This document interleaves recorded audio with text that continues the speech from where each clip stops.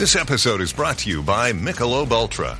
Every time you kick back with Michelob Ultra, you score big. So why not reward yourself with a nice cold Ultra? As the official beer sponsor of the NBA, enjoy Michelob Ultra at your local Buffalo Wild Wings while rooting for your favorite team during the NBA playoffs. Or pick up Michelob Ultra at your local 7-Eleven store today. Enjoy responsibly. Copyright 2024 Anheuser-Busch Michelob Ultra Light Beer, St. Louis, Missouri. Drink it in, man. Touchdown, Detroit Lions! Cornbread!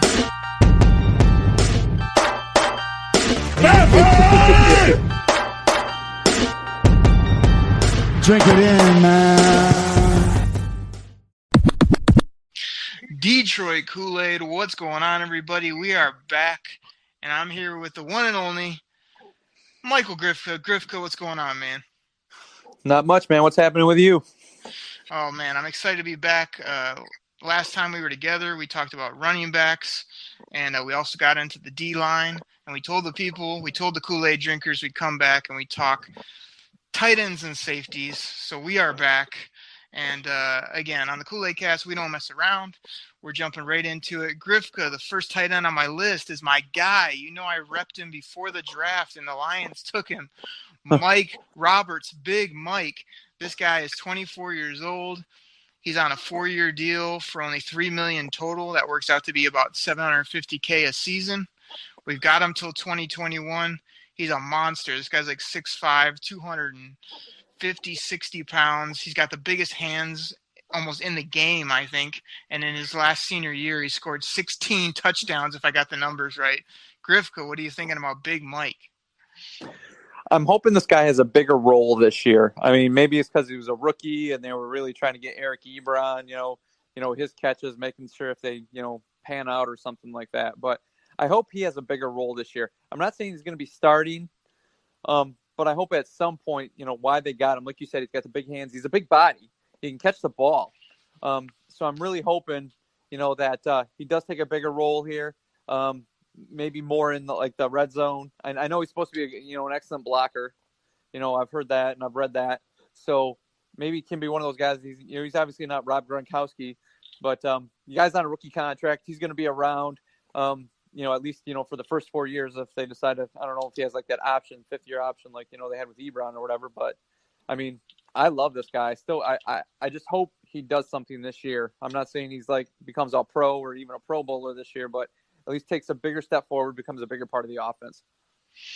Yeah, definitely, man. What's crazy is, so again, like I said, I repped him from day one.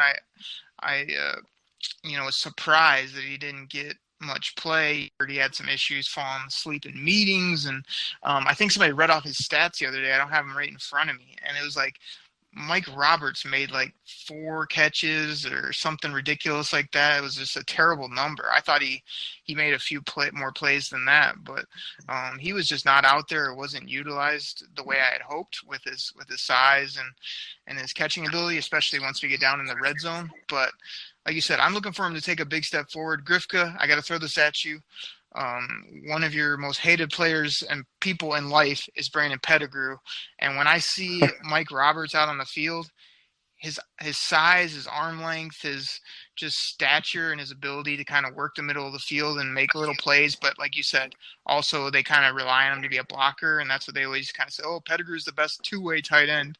I think you're going to have some issues or some flashbacks of seeing this guy look and maybe feel a little bit like Pettigrew, because I think he's got pretty sure hands. But other than that, like when I saw him running around in workouts, that's what he reminded me of. So I'm hoping for more production and a little bit better, catch rate. But I think this guy can be impactful if he's given a chance. And, we're going to go down the depth chart here. But to me, I'd like to see him split in time as the number 1 tight end for this team.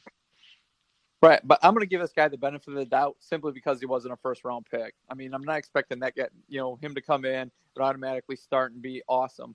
What the Lions had to do for Pettigrew. I mean, I understand what you're saying, body type and stuff like that, but we all know Pettigrew had frying pan hands as well. So hopefully Roberts catches a little more, has a little better hands. Right. So and like you said, he was a number 20, so you don't have that expectations. But I think we do need to have some expectations, and we got to remind the people here in the Koolaid Cast that we were doing this series on dollars and cents. So we just want to focus again too on he's making no money for the next few years because he was third? I want to say fourth rounder, fifth rounder, one of those. He's late. Yeah, fourth or fifth, and he's making no money, but man, he's got some upside, and we're gonna roll down the rest of these names. I mean, like I said, he's got to make plays this year, and he's got a great opportunity to do so. With that being said, the number 2 tight end on my name has 2 L's in his last name, and his last name is Wilson, which is really weird, and he's from Canada. But this guy's got some upside too, man. 28 years old, just on a 1-year deal, $2.5 million. Luke Wilson. Grifka, what do you think about this guy? What I keep reading about Luke Wilson is that, he was just always kind of stuck behind somebody, and I'm a fan of hearing that stuff. Other sports, I always hear stuff like guys get stuck behind people. If you're good enough, you could overtake the guy or at least get on the field. I mean, Luke Wilson played, sparingly, and was always like, oh, he's behind this guy. He's behind this guy. So, everything that he can do, what I've read that, he can do this, he's supposed to be able to catch the ball. He's a decent blocker. He's big. But I really want this guy to be what we need. Just a reliable tight end. Somebody kind of like an Owen Daniels almost. Somebody who doesn't light the world on fire, but, somebody who's not like, you're not game planning for him. So this guy's going to slip out, out in the flat or down the seam, and he's going to be standing open because nobody's expecting this guy to get the ball. So that's kind of what I'm hoping with Luke Wilson out of this. Like you said, 1-year deal. If he's good, he can come back. They may re-sign him as long as he's not asking for the bank. But as long as he's a productive tight end, I like the signing from when they did it, to be honest with you. Yeah, and it is crazy. Again, we're talking about kind of the financials in the series, and like when you look at it, like you're getting Mike Roberts if you draft him in the 4th, 5th round for 4 years, only $3 million. Yeah, you're having to pay a Luke Wilson on the free agent market 2.5 on a 1 year to come here, and 1.4 of that is guaranteed. So like that just shows again, like we talked about last. I want the people to walk away from this realizing again that you build through the draft. That's where you make your team. That's where you get these studs for nothing for 4 or 5 years is a long time, man. So I'm right with you there with Luke Wilson. Like to me, I have really no expectations for the guy, but what I do hope for is that he makes the simple catch. He stretches the field a little bit more. Because I don't feel like Ebron ever stretched the field. I feel like even his catches were little 5-yard out routes, little stick routes when you're moving the chains. But he never got any balls that really made any difference up the middle other than those few late touchdowns he had late last year. But to me, if Luke Wilson makes the standard catch, if he, as you said, I think you laid it out great, if he's forgotten about and he's just this extra piece that nobody's really paying attention to or guarding, and can make a few plays that are a little bit more than a 7-yard out route. Like to me, that's what this team needs. Like to me, a tight end really isn't that impactful in the game unless you have the top of the top. So if we can make do with these guys we have, give them roles, give them things to do that they're good at, and all these guys that we're going to talk about make up like one better than Eric Ebron with all the frustration we had with him, like I think we'll be a better football team because of it. So Luke Wilson, I actually think that's a little bit high, 2.5. He is 28, which is kind of in that sweet spot of the NFL, but I'm with you too that if he had a lot of talent, he should have already produced, especially before like Seattle got Jimmy Graham and stuff. I'm sure he had a chance those first couple of years to do something and he just never did. But like you say, he seems to have a good attitude guy here, and we got to have somebody playing that position. So to me, it's between Mike Roberts and Luke Wilson making an impact. But I'm hoping Mike Rob gets more snaps, more footballs his way. But Luke Wilson has to have a role as well. So with that being said, Levine Tololo. I don't know if I got that right, Grifko. That's about as good as I can do. We got him out of Atlanta, and this guy is a monster too. Another 6'6" plus guy, 6'5" to 6'6" plus. He's on a 1-year deal, $1.5 million. $400,000 of that is guaranteed. It's only about less than a third of it's guaranteed. To me, this guy just has a role of a blocking back, a guy that comes in here and just knows his role, doesn't do much more than what's expected, And if he does that, and he's a good team player, I'm fine with it. What about you? Same thing. I mean, I'm pretty sure that's, when I was reading and I heard about the signing, that's why they signed him, was to be kind of like the blocking guy. The 2 tight end set, he's going to be like the guy blocking, as maybe Luke Wilson goes out into the pass route or something like that. But right, I think that's what, if Patricia's trying to base this team kind of like the Patriots, that's what the Patriots have. They have like those few stars, and everybody else is kind of like a role player.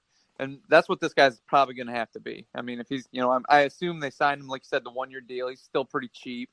That's what he's going to have to do. He's going to just be like, hey, you're the blocker. You may get a ball thrown to you every once in a while just to kind of trip them up, just so they kind of have to respect you and honor you when you're out there on the field. But what he's going to bring to the table is just probably, hopefully, setting the edge, blowing off, blowing either the D end or going out and hitting the outside linebacker out or something like that, depending on what the blocking scheme is. But that's what he's here for, and that's pretty much what he is. So, I'm not expecting this guy to have, 5 touchdowns or anything like that. Maybe 1 this year is what I'm looking at. Yep, I agree. So both of us agree that, hey, Levine. Know your role and shut your mouth, because the people's champ is ready to talk. So we just think not only with him, but these next few tight ends that we're going to talk about, they just need to know their role in the scheme. So we almost got to bundle these last 3 guys together, Griff, because I don't think we have much.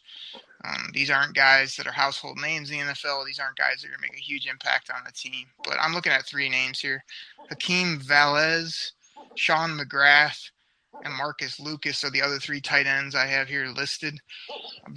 Valles is 25 years old. He's just on a last year of his deal. He's making under $500,000. Sean McGrath, 1-year deal, $700,000. And Marcus Lucas, 1 year, $500,000. So to me, I don't see any of these guys making the team. I can't tell you much about any of them. And I think that they're all just camp bodies or people that are just here to kind of give a little competition. But I think we already talked about our 3 tight ends that'll be on this football team. I agree with you. When I was doing a little bit of, research on this and looking at this, and I was like, everybody knew, the first 3 guys you named off, I'm like, yeah, these guys are going to make the team. But the next 3, when I read them, I'm just thinking, I'm like, who's this guy? Who's this guy? Who's this guy? And I'm like, camp bodies. That's it. Just so, the camp bodies are the guys that are going to play in the preseason games, to try to get some film, for, if one of the other tight ends gets hurt or another team. That's what these guys are. It doesn't matter what they're getting paid. I don't even know if their salary is going to count against, the cap, was it the top 50 guys, 55 guys, if their salary even count, because they don't make all that much. So, yeah, all 3 of these guys are just bodies for camp. They're pretty much, blocking dummies is what they are. All right. I smell what you're cooking, Grifka. If you smell what the Rock is cooking. The other thing, the last thing I want to say about these tight ends is that if we're thinking those last 3 aren't going to make any impact, and we're going into the season with Mike Roberts, Luke Wilson, Levine Toilolo, to me, that's why on a previous podcast we kind of talked about, would you even entertain the thought of Rob Gronkowski? To me, I don't know that we need that kind of guy, but to me, this is a position I'm kind of putting a star by, of that we might need to keep our eyes and ears out for a young tight end that is either impactful or is a little bit better than the 3 that we have. You might want to put him in the draft process next year of, hey, not in the first couple rounds, but we may want to spend a decent resource on a tight end, because to me, as high hopes even as I have for Mike Roberts, I don't see him being a very impactful. I see him being a red zone threat and a chain mover. And I see him as we'll know by the end of this year if he's anything. So would you agree with me that this is something we might need to just put on our radar as a position of need in the future? Or is it just tight end doesn't mean anything in the new coaching scheme? No, I agree with you on that. I would think even this year, if there is a tight end that gets cut, at the end of training camp as a cap casualty or whatever, that just to better the position wise, I would definitely do that, because like you said, right now those 3 names scare nobody. They're all bodies to other defensive coordinators right now. It's just like, oh, he might go do this or something, but that's what they are. Yeah, and it always comes down to numbers too. What do you think? What do we normally keep at tight end? 3 or 4, would you say is probably the number? I think it's probably like 4 with one with like being like a healthy scratch, somebody like that. I don't know if they plan on, I can never see like tight ends making like the practice squad. It's like one of those positions either you make the team or, it's like, okay, here, go somewhere else because, good luck, elsewhere. I feel like we've always had like multiple tight ends though, either on this roster in general or on the practice squad. Like, I agree with you. I don't know that we've ever seen any good come out of it, but every time they're dropping and adding people, I feel like it's always some random tight end that I never heard of or whatever. Yeah, but I think you're right. I think 3 guys are like you got your catching guy, you got your blocker and your catcher, and you got your guy that plays special teams and is just a extra offensive lineman basically. So we kind of have those 3, but yeah, another body I would like just that could do something because, like I said, unless I'm missing something on Valles or I know they picked up McGrath recently, unless they know something like that a role for those guys, I think putting another guy on this team would be nice. Yeah, wasn't Velez the guy from New England? Wasn't that him? I can't remember. I really don't know. I should have looked up, but he I want to say he's been on the team for a bit. Like, I can't remember. The names looks familiar, but anyway, like you say, not worth time spending on it. But so everybody out there, I mean, we think that this team it's got a new, fresh look at tight end. Where we took away Eric Ebron with his frying pan hands, as Grifka likes to say, and just his upside that never went up. We're going back to the NFL where, hey, get your skill guys, get your running backs, have a top quarterback, and just make do at tight end. Have a few guys that can catch the ball in the end zone, can move a chain or two, and can block someone. I mean, I think that's where we are. Yeah. Yeah, I'm totally agreeing with them. They're all cheap tight ends, no big, all cheap tight ends, and they don't put the fear of God in anybody, so that's fine. All right, well, cool. Well, Grifka, with that being said, we're moving on to a position, the safety position. And I know, Grifka, one of my rules is no baseball talk on this podcast, but that doesn't mean that we can't have a Rod Allen soundbite. So when we're heading to the safety position, I got one for you. Please, no. Give me a Rod Allen woo-wee when we're talking about our safeties. I mean, I feel like this was a position like not even 2-3 years ago that we had nobody at. And now I'm looking at this roster, and man, all I'm thinking is we got Diggs, we got Tavon, we got Glover, we got Killebrew. I mean, we got tons of people to talk about back here at the end of our defensive backfield. So first name on my list, Tavon Wilson, 2 years, $7 million. So we have him for the next 2 years at 3.5 per, and about half of that's guaranteed. He's 28 years old. He's kind of a vet now, and he played in the Pat system. Now he's been in the Lions system for a couple of years. Initial takes on Tavon, Grifka. To be honest with you, I'm not surprised they signed him, and I like him, what he does, and I'm glad he's on the team. But, I was always hoping Miles Killebrew would be in that spot, but we can talk about Miles later, obviously. But my impression is I'm glad he's on the team, especially for a price, what they got him at. I mean, I don't think they overpaid him by any stretch of imagination. Like you said, he's still relatively young, so he can go back there and make some plays. I think if he was one, to be honest with you, with the depth that the Lions have at safety, if he was to get injured or something like that, I wouldn't feel like, oh my gosh, we're really hit here. But I'm happy with the signing. I like what he brings to the table. What again, going back to the money, like, we're kind of breaking down this whole roster, and I think one thing that I'm nitpicking on and that you're just kind of glancing over is that I like Tavon. I like what he's done the last couple of years. I like his grit. I like the fact that this guy knows the scheme and can play multiple positions. But do you like him at 3.5 per for the next 2? Yeah, I really do. I don't think – see, this is like where me and you kind of differ on things. Like you said, you really break it down to the dollar and cent, and everything. But what he's making, I mean, it's really not that bad. I mean, and the whole scheme of the whole where the salary cap is with Detroit, like I said, his age, he's still relatively young. He's decent back there. I mean, don't get me wrong. I mean, he's not Ronnie Lott or anything, but I like where he's at. I don't think that's that much. Once again, I don't think it's that much. I mean, you might have broken it down a little more and thought, well, I think he's only worth maybe 2.2, but was it 3.5? You said. Yeah. I like that. Okay. Well, I don't have it right in front of me, but I'd be curious where that falls in like the overall safeties of the league, because I think your top safeties are making a ton of money, but I think that next level down, and I think Tavon's in like the third or fourth tier, aren't making 3.5 mil. I mean, if I go up to Kerryon Johnson's contract, I think we have him for 4 or 5 years at like 5 million total, right? So that's where I guess I'm pushing you a little bit to think about when you just say, "Oh, 3.5, that's good," no big deal. You're also comparing a rookie contract to a veteran already. I mean, that's two different buckets. Well, yeah, because you re-signed Tavon at that, and I'm saying if you were gonna just do that, like to me, I mean, you drafted what's our other rookie that we just Tracy? You drafted Tracy Walker. Like I'm almost ready to give him some play rather than pay Tavon 3.5.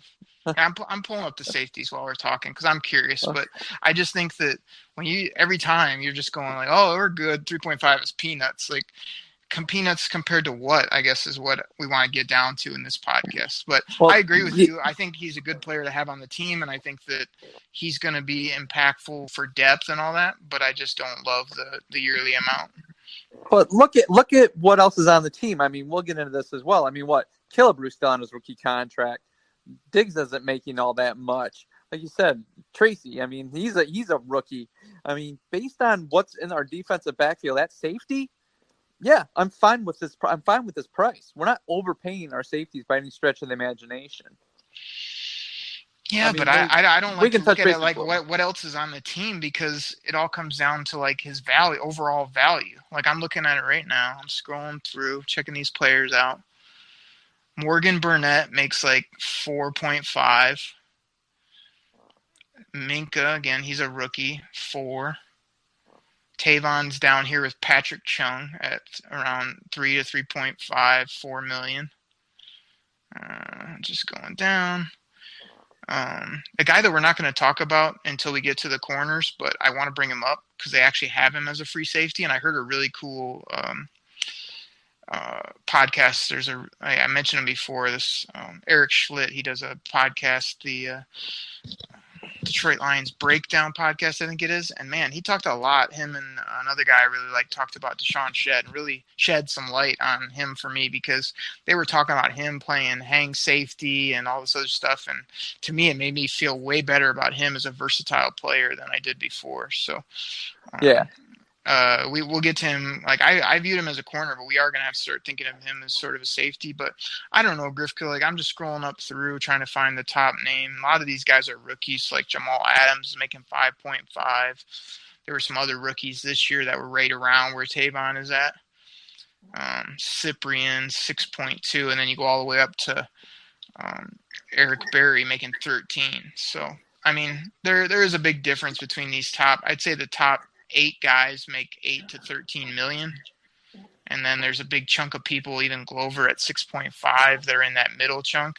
So Tavon on this list I'm looking at is he's at 39th ranked in safeties. So, I mean, yearly amount.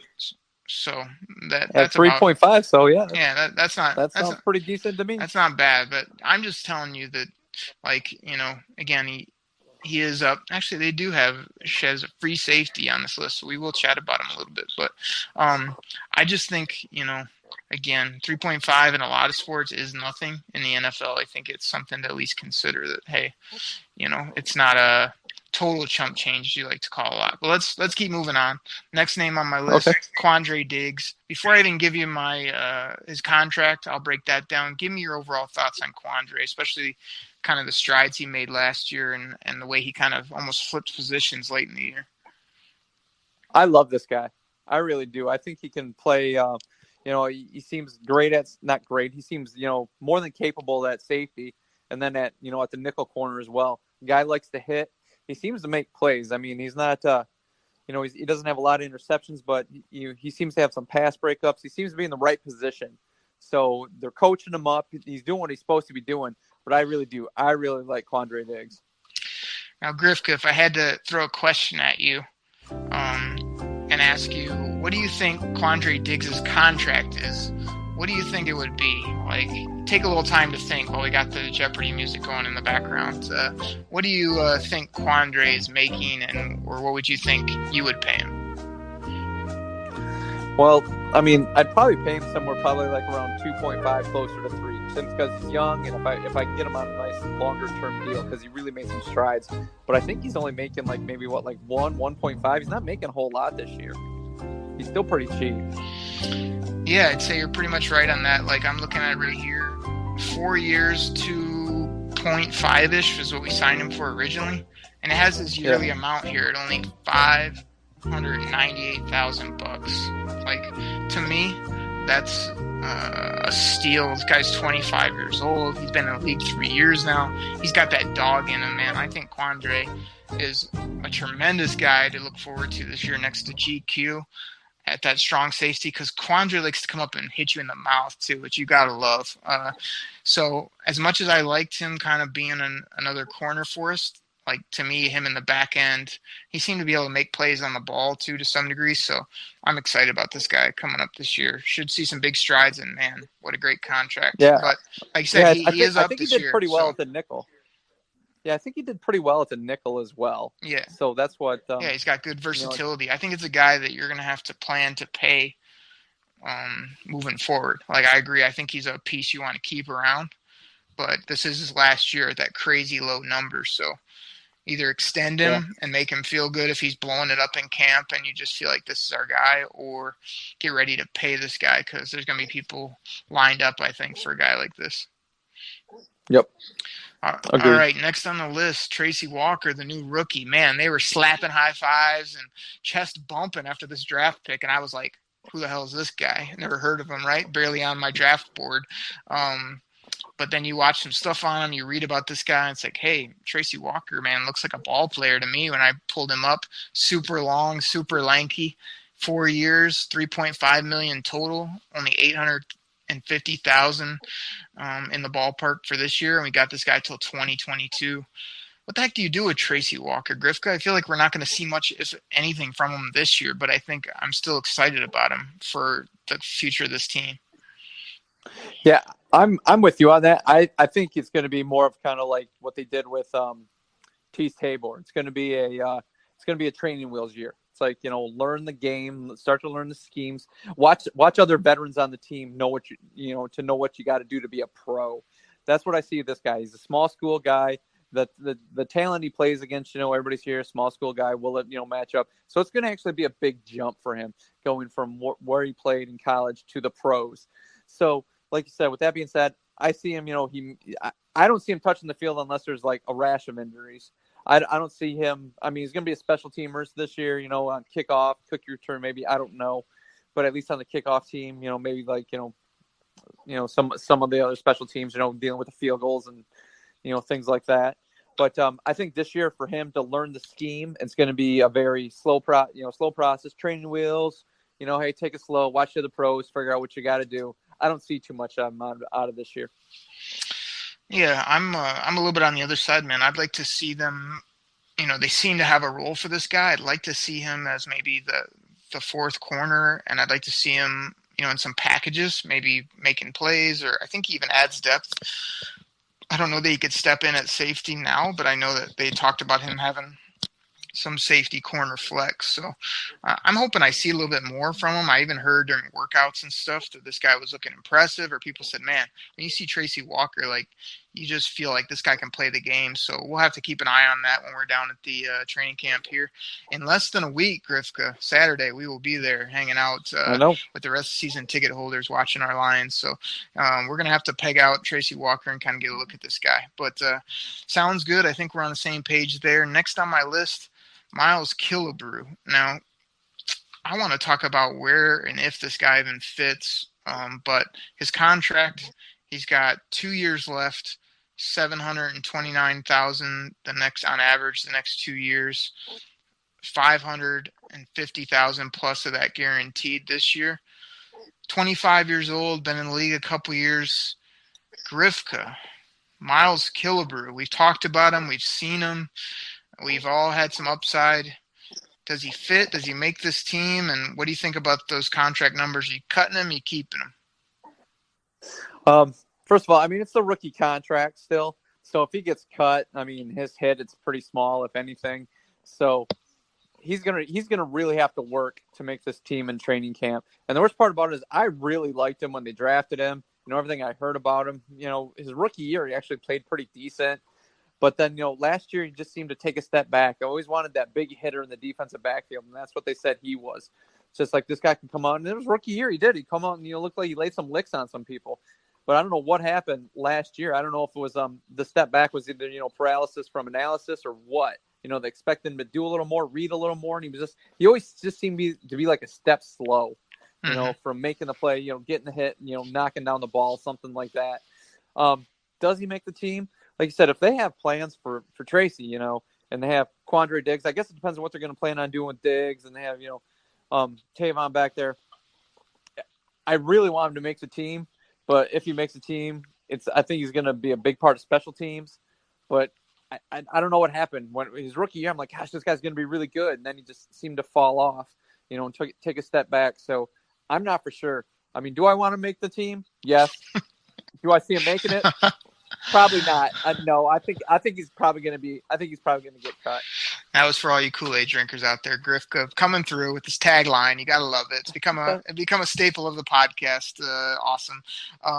So real quick on Killebrew from my end, I think this guy is still a freak athlete. I love that number at 700 the next 2 years. I loved the fact in the last year or so they kept talking about, he might be like a hang linebacker. We can line him up. He can guard, people, tight ends. He can really lay the lumber. You can move him to almost a weak side backer if you need to, and he can move around in the safety position. But to be honest, I just didn't see it. I felt like every time he was guarding a tight end, it was an easy catch, or he just didn't make any splash plays that I loved. I mean, I think he had the one pick six and a few things off a tip ball that were good, but I just don't see it. But here's my thing. Here's why he makes this team, and here's why he will be impactful, especially at that contract, and even if you can keep him around at a decent number. To me, Miles Killebrew is going to be crazy good for this new kickoff that everybody forgets about. You know how they're totally redoing this kickoff where you can't run up, you can't do anything? Right. To me, Miles Killebrew is a heat-seeking missile, just a massive. Remember, we saw him at camp. This guy's a absolute beast in the weight room, and he's a guy that even if he's not making plays at safety or at linebacker, he's a guy that can just play great on special teams. He's athletic. He doesn't matter really if he was to get hurt. He doesn't hurt your team, but he can come down and make tackles. He can hopefully force some turnovers either in the special teams game or on the defensive role that you can find for him. And I think he's a chess piece that Patricia can do a lot more with than the previous staff. To me, he's a guy that probably just they weren't creative enough with or couldn't find a role for, where I think Patricia might be licking his chops to be able to have this guy that is versatile, is a heavy hitter, is big. He just needs to perform a bit better and be a bit quicker, as you said. But I think he's definitely on the team based on his special teams capacity. I love the contract, and you can never have enough safety, linebacker / cover guys that are also will lay the lumber. So I'm keeping him around, no doubt about it. Yeah, I'd be happy if he made the team. I just, like you said, I mean, I don't know what the plans for him will be. And, they drafted and they signed. So I just don't know about it. Yeah, it'll be a little bit of a numbers game, but like you say, he's got to find his niche, and they got to find one for him and help him out. So there was a few other strong safeties, all guys that are just kind of under the radar guys. You have people that will be there. Let's move to the free safeties. And it's crazy as I move to the free safeties, I only got 2 here on my list. GQ and Deshaun Shedd. So let's just start with the man, Glover Quinn. He was my guy right from when they drafted him. I got the jersey day one. He's been an absolute stud for the Lions. Great guy in the community, great interview, great ball player. He's just made plays every year. Tremendous leader. I can't say enough about this guy. But he is 32 years old, and we just gave him some big money. So I wasn't a huge fan of that, even though I love you, Glover Quinn. Time's coming to an end. I think he's got another year or two left at max. But I'm excited to still have him here. he's making 6.5 on average. He's got 10 million guaranteed. They just gave him a 2-year, $13 million deal. He's here till 2020 on the books, but he's going to have to keep up his production and keep leading this team to be around. Grifka, Glover Quinn, he's been my guy. What have you been thinking about him, or what do you think about his future? Like you said, he's here for 2 years, and I know before earlier on this podcast, you kind of quoted a few numbers where guys were at. So what he's really making this year, if he was 2 years older, if this was like if they were re-signing him, 2 years from now and giving that same money, I wouldn't be happy about it. But based on where he's at, like you said, I think this is going to be his last contract with the Lions. He's kind of playing out the string. He's the guy that's going to be setting up the defensive backfield, putting the guys in the right position. He's that savvy veteran that's, it's there. He knows to punch the ball out. He knows if he needs to put this helmet on the ball to get turnovers. It's just he seems to be in the right place at the right time. He's that guy. I really like him. Like I said, if this was 2 years from now in the game, that type of money, I would be. But I don't. I mean, I'm not mad at the contract. I think it's a fine contract for where he's at and where his age is, and especially what he brings to this table. I like him. He's the best thing we got back there. Yeah, I like what you said. I'm looking at it right now. He's kind of tied for the 15th ranked safety, which you got to love some of these contracts that I don't feel like Bobby Quinn has brought any bad deals yet or any terrible. We're just looking back going, oh, what were you thinking? Like a few guys have washed out in the draft and whatnot, but not any terrible contracts. He was able to re-sign Glover and get him to be the 15th highest paid safety. He's in there with Jaquiski Tart, Barry Church, and Eric Weddle, all at 6.5 per on average. But the only name that jumps out to me is the tier rate above is we have Tyrann Mathieu at 7 on a 1-year 7 with the Texans. Now, I know that's kind of a prove-it deal, but if you're telling me next year I could get Tyrann on a long-term and have him be kind of a safety for this team at around the same that Glover's making at the back end of his career, I'd make that flip pretty quick. Yeah, so would I. But like you said, that contract that the Honey Badger signed it's a prove-it. It's like prove it. I mean, and he's a hitter back there making plays for the Texans. He's not making $7 million next. Yeah, he's making Eric free money, but he's not making 7. He's getting paid probably 3-4 more million a year than that. Oh yeah, I agree, and it's just nice to when we're really breaking down these numbers to start putting like. I remember when I heard the Glover deal, I was kind of like, he's older. Like, I love what he's done, but are you paying him for what he's done or what he will do the next couple? But when you really look at it, 15th highest, you're right in the middle of the pack there, right around these other guys that I wouldn't take any of those guys I named before GQ. So I like it for that reason. So Kool-Aid drinkers out there, if we got any Jim Rome fans, this past Friday was the Jim Rome smack off. And for Glover Quinn, I got to give him the Jim Rome triple yeah. Yeah! Grifka, the last name we're looking at here. We're wrapping up tight ends and safeties. I've got Deshaun Shedd, a guy that we brought in as a free agent. Surprisingly, he is 30 years old. I thought maybe he was a couple years younger than that. 1-year deal, $3.35 million, about half of that guaranteed. To me, this was like a fourth corner that we brought in until I learned a little bit more about him. And now he's a corner. He can be your backup to Glover as a free safety. He can play special teams. He can kind of be this rover player that I guess the Lions haven't had that we wanted. So, man, I got real excited about Deshaun Shedd when I heard more about him, read more about him, and see how versatile this guy can be. What are you thinking about his age, those numbers, and just what his role might be? Right. Like you said, 1-year deal. I mean, his age, you said, I believe, 30 years old. I mean, so he's not young, but he's not old. But for what he's getting paid, 3.5 for like you just stated, everything that he can do. I mean, he can be the backup, at safety. I don't see him starting, and I don't think that's why, Bobby Quinn brought him in. I don't think they brought him in either to be a starting safety or a starting corner. One, he's there for competition. Two, if those young safeties, don't step up, don't progress like they think they can, then he's there. Same thing at corner. I mean, we'll talk about corners later on another podcast, but still, I mean, if Tease Tabor, Nevin Lawson, those guys don't produce, he can bump over there and play that. plus he was, he was in Seattle, so I mean, he knows how to play in the defensive backfield, especially with the team that Seattle had. So I like that signing. 3.5.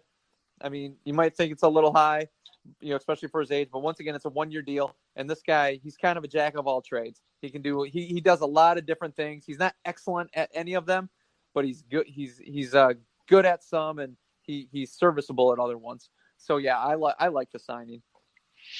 Exactly, and I like it better than that big deal we gave DJ Hayden last year, and I felt like he didn't live up anywhere across the board the way I wanted him to. Where I feel like Shed not only has better position flex, but to me, just kind of a more low key guy that can over deliver, and he's just more durable as a player and just going to be better for this team, I think. So I like that flip of Deshaun Shed for DJ Hayden. Kind of that's basically the switch we made in our defensive backfield, and I like it. So it's crazy, Griff, but if I'm thinking it right, I think we pretty much love a lot of these contracts, ages, and players. A lot of positives from you, and other than a few minor tweaks from me, a lot of positive feedback on these two position groups. Yeah, I mean, as we were sitting here, we didn't have the discussion like we did on the last one. Had some, we were kind of butting heads here and there, which is fine, which is great. I think that means that we like what they have. I mean, we're not like, oh gosh, we need to go out and send. This was it like Trey Boston or whatever. He's still sitting out there, I think, or we need to go out and sign, some over the hill tight end who has a name who would have been a great signing 5 years ago, just to make the fans happy that they got oh, remember this guy? Yeah, we remember. But what they signed, especially at the contracts, I think Quinn's doing a great job. And I don't think the tight ends, obviously, I don't think they're the best in the division. But I really think the safeties, I think if they're not, I don't think they're as good as Minnesota, but I think they're close. Yeah, I just think it's crazy that where our DBs and safeties have went over the last couple of years, because I always felt I was sitting here screaming the last 5 years, I'd say, why do we never draft corners? Why do we never draft safeties? We have to cover people. And now I feel like our corners and safeties are going to be one of the strengths of this team. And that really makes me feel good across the board. So Kool-Aid drinkers out there, man, we are loving our DBs, our safeties, which we talked about today. I think our tight ends, we both agree that they need some depth there, but I think it might be a pleasant surprise what we'll get. Not this big, why isn't Ebron catching 100 yards a game? Why isn't he scoring touchdowns? It's just going to be more like, oh, wow, our tight ends aren't annoying us and are still making enough plays to be sufficient. And that's what I'm hoping for. So yeah. Between the two groups, both I think will be improved, and both will be kind of sneaky positions this year that won't really be on the radar. I know you just compared our safeties to one of the top groups in the league. I don't know that many people are looking at us as that, but I think the Lions in general are going to surprise people at DB, at safety, and hopefully at tight end. Yeah, I think what I really like about our tight end, especially, like I said, I want them to be chain movers, because you know how when it gets to be 3rd and 4, 3rd and 5, they always run Golden Tate with that little drag across the middle, where it's even if it's 3rd and 8, they'll have Golden Tate run a 6-yard route, and then he'll have to bust something. I'm hoping what that'll do is the defense is going to focus on Golden Tate, slashing across the middle, and there's just going to be a gap somewhere, and our tight end can sit there, when we need 6, in the hole at 7 yards, and just catch the ball, fall forward, get the first down. That's what I'm really hoping for out of our tight ends. Right. Yep. I'm right there with you, man. I think it's going to be something to watch here in the preseason and moving forward, but an exciting change. And then we'll know by next year if we need to invest heavily in that position, or if we can get by with less names, less talent, but just good football players at the tight end position. And man, we really need our DBs and our safeties to continue to do what they did a little bit last year, which is, to me, when the Lions get turnovers, whether it's from their linebacking core, their DBs, whatever, when we win the turnover battle, we win games. So that's what I'm expecting from the safeties. I'd like to see some more turnovers this year. And like you say, move those chains and score some touchdowns tight end. So Grifka, with that being said, I think we've wrapped up that position. Now, I'm going to put you on the spot. I know I dropped in the Jeopardy music earlier, but I'm going to put you on the spot and give you a few seconds to think. Grifka, what positions are we going to talk about next? And don't let me down, because last time I gave you the wheel and let you drive this car, you wanted to talk about Nick Bawden. So hopefully you'll have a better answer this time and can come up with 2 good positions, 1 offense and 1 defense that we can tackle in our next podcast for the people as we keep working through this dollars and cents series before we get too close to the actual season. Well, if you're letting me pick, we're obviously going to pick the one position where one of my favorite guys on the team play, big play slay. So let's cover the cornerbacks next week. And so let's talk about who the cornerbacks cover. Let's just cover our wide receivers. Okay, perfect. Corners and wideouts. Grifka, good choice. I was a little worried, but you didn't let me down there. And people, next week, I don't want to spoil it, but next week we're going to have to give you the lowdown on big play slay, Grifka and myself, all the different things that have happened since he's been drafted here to the team with that guy and where we stand with him now. So look forward to that. Everybody, it's been awesome. We talked tight ends, safeties, dollars and cents, breaking down the contracts, looking at the numbers. Like what we're seeing, and can't wait to talk about wide receivers and those cornerbacks next week here on the Detroit Koolaid Cast. Everybody, take care. We're out. Pack the bag, start the plane. This game is over. It is over. What a comeback by the Lions. Drink it in, man.